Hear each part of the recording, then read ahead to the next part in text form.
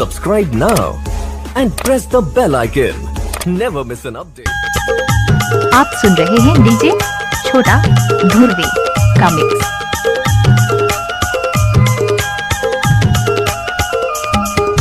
इलाका किसी का भी हो, धमाका छोटा भाई का हो।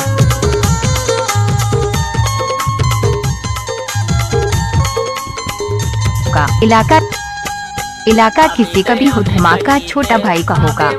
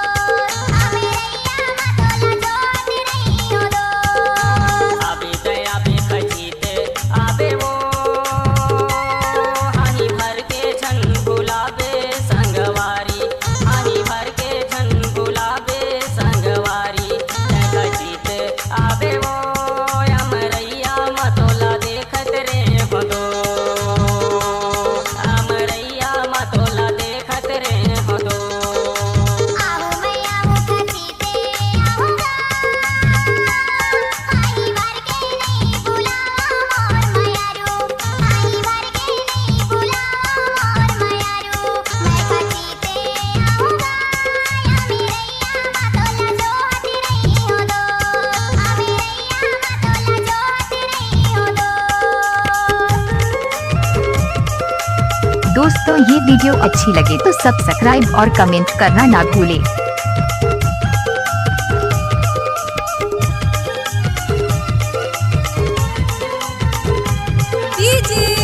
किशन धुर्वे जी का मिक्स।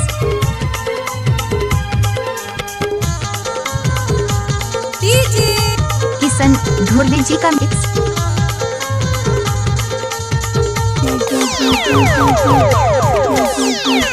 Yeah.